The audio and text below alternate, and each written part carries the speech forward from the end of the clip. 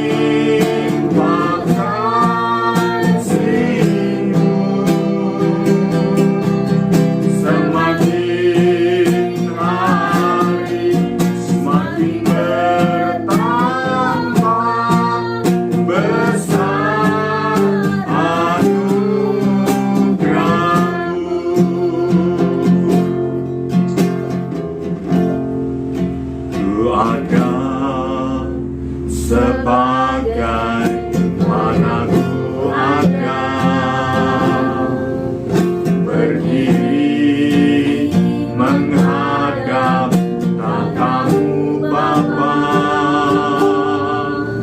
Semua karena anugerah-Mu yang telah selamatkanku.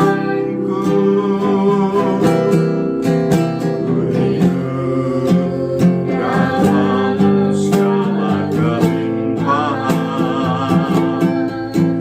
ku layak untuk melayani Tuhan. Semua karena anugerah-Mu tercurah bagiku. Besar anugerah-Mu, melimpah kasih-Mu, semakin hari semakin bertambah. Besar anugerah-Mu,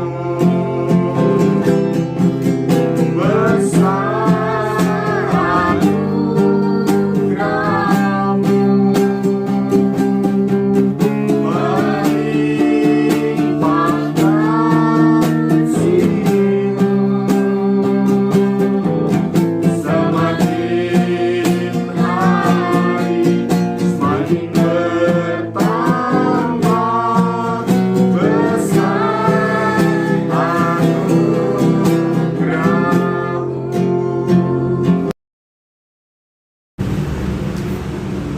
Kembali kami mengucap syukur ya Bapa, terima kasih pada malam hari ini Engkau dukung kami untuk berkumpul bersama walaupun melewati HP dan Zoom ya Bapa. Kami percaya Kau memberkati kami Glory, satu dan tidak pernah tinggalkan kami Tuhan, dan terima kasih Kau telah menyembuhkan Pak Gembala kami Musiman Tuhan Yesus dan keluarganya. Kami percaya Tuhan Yesus mujizat selalu nyata dalam hidup kami.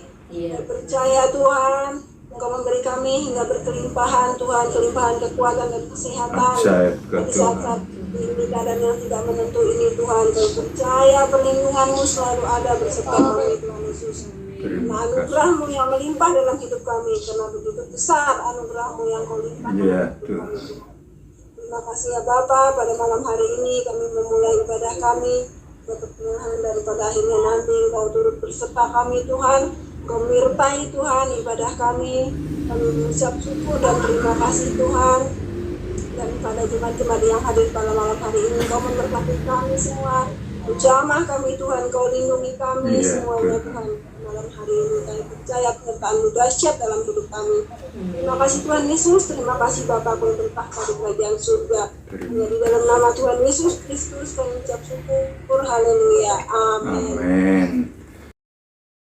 Puji Tuhan, karena kasih dan kemurahan Tuhan pada saat malam hari ini saat sudah dipulihkan oleh Tuhan kembali, di mana Tuhan telah izinkan saya untuk mengalami yaitu sakit. Itu semua berkat anugerah daripada Tuhan. Walaupun pada waktu itu saya harus benar-benar berjuang, karena pada waktu itu 2 kali saya merasakan bahwa maut itu sudah dekat dengan saya. Tetapi oleh karena pertolongan Tuhan, pada waktu yaitu saya mengalami nggak bisa bernapas beberapa detik, karena yaitu sepertinya penggumpalan darah pada waktu itu. Dan pada waktu saya teriak-teriak ke istri dan anak-anak karena kecapean, tidak mendengar pada waktu itu. Jadi saya berjuang untuk berusaha bangun, mencari obat dan minum air yang panas tetap saya minum, dan pada waktu itu saya dikasih obat yaitu untuk pengencer darah. Pada waktu itu saya hanya dianjurkan 1 tablet, tak minum 2 tablet. Puji Tuhan, beberapa menit kemudian sekitar 1/4 jam saya dapat kembali bernafas dan peredaran darah itu kembali, yaitu dapat lancar lagi. Itu yang pertama. Yang kedua, saya mengalami badan saya itu kaku, tidak bisa digerakkan.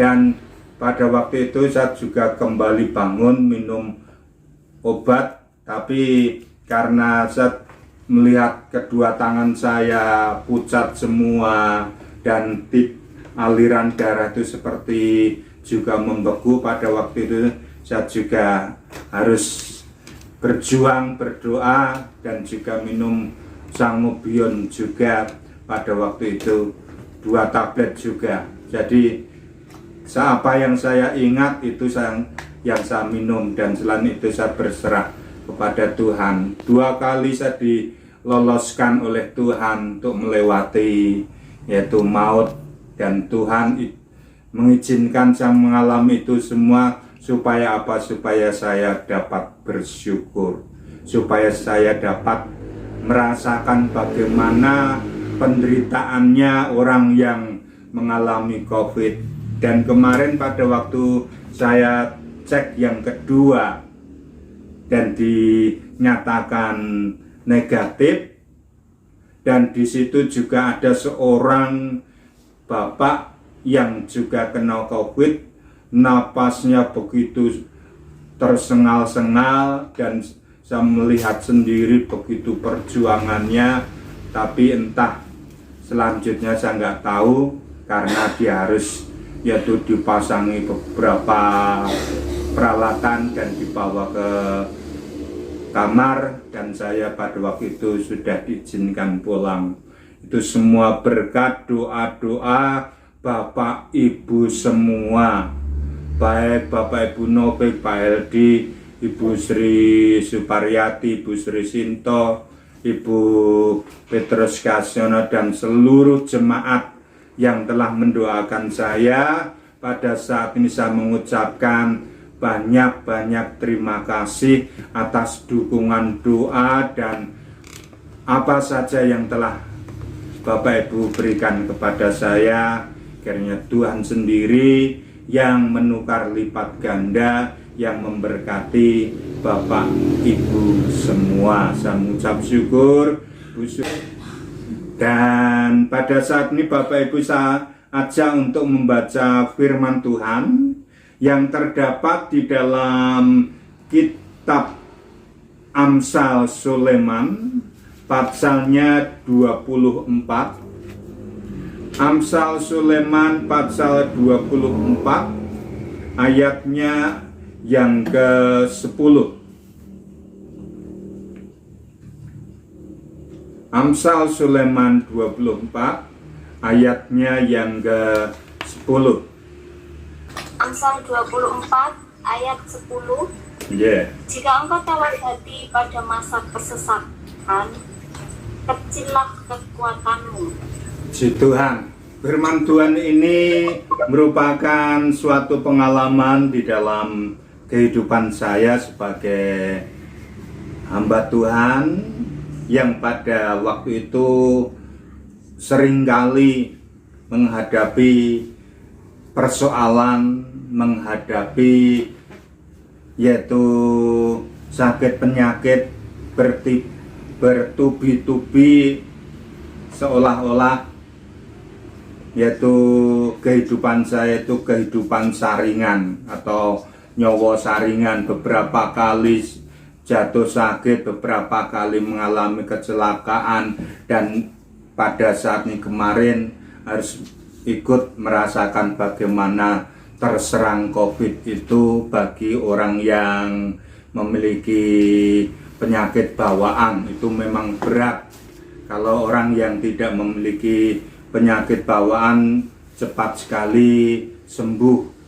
Nah, bagi saya diberikan peringatan di dalam ayat ini ketika itu, yaitu pada waktu saya bisa duduk membaca firman Tuhan dan saya menemukan ayat ini dikatakan, jika engkau tawar hati pada masa kesesakan, kecillah kekuatanmu.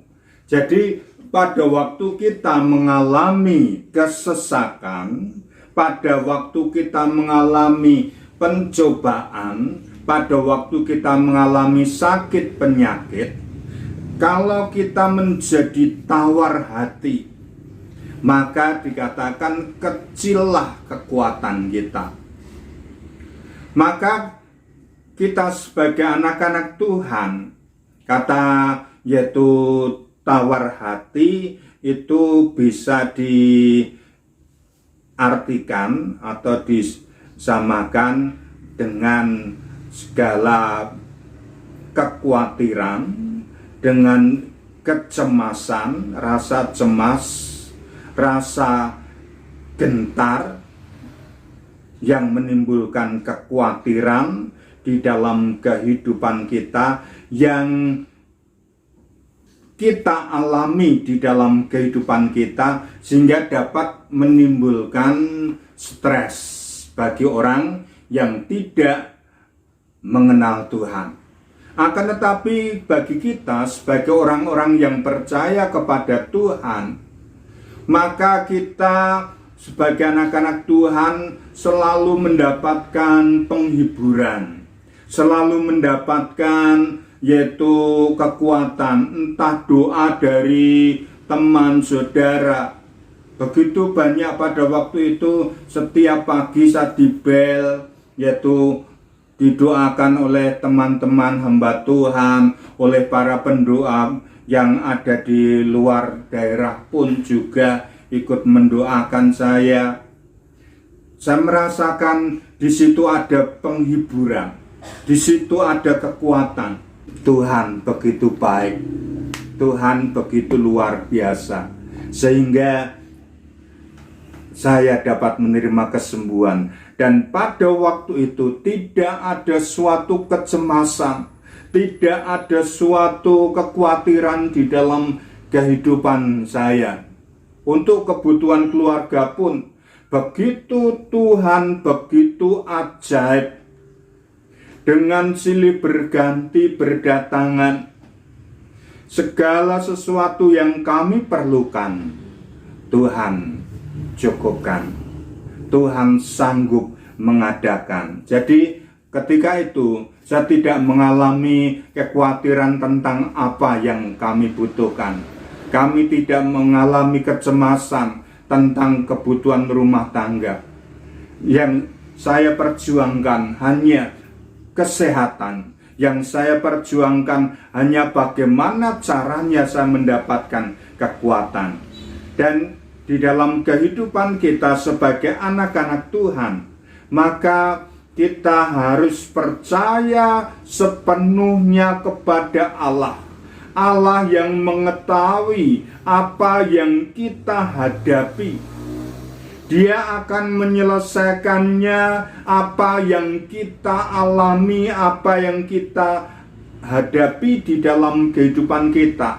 Tuhan Allah sanggup menyelesaikan. Kalau kita dapat membaca di dalam ayatnya yang ke-12, Amsal 24 ayat 12 dikatakan demikian. Amsal 24 ayatnya yang ke-12.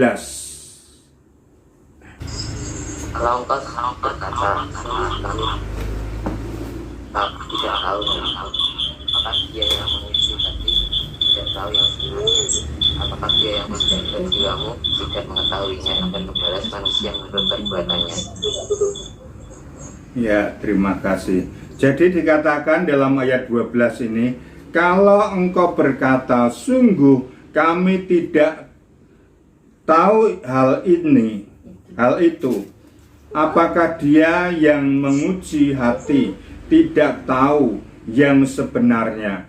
Apakah dia yang menjaga jiwamu tidak mengetahuinya dan membalas manusia menurut perbuatannya? Jadi kalau kita percaya kepada Allah yang menjaga, yaitu hati kita, yang menjaga jiwa kita, maka Allah itu sanggup untuk melepaskan kita dari segala masalah apapun, dari segala kesulitan apapun.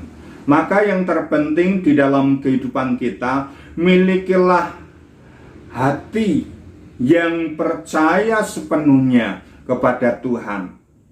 Dan juga dikatakan di dalam, yaitu Amsal 24 ayat 14, Amsal 24 ayat 14, ketahuilah dengan hikmat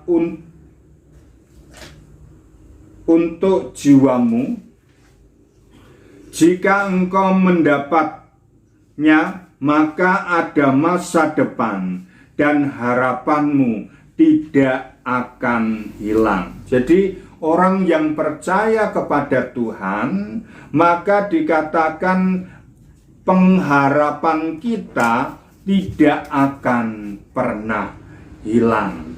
Maka marilah kita sebagai anak-anak Tuhan, kita tetap percaya kepada Tuhan dan memiliki hikmat Allah untuk melihat segala sesuatu itu dengan baik, dengan positif, dan jangan sampai kita melihat setiap persoalan, setiap masalah itu dengan pandangan yang negatif.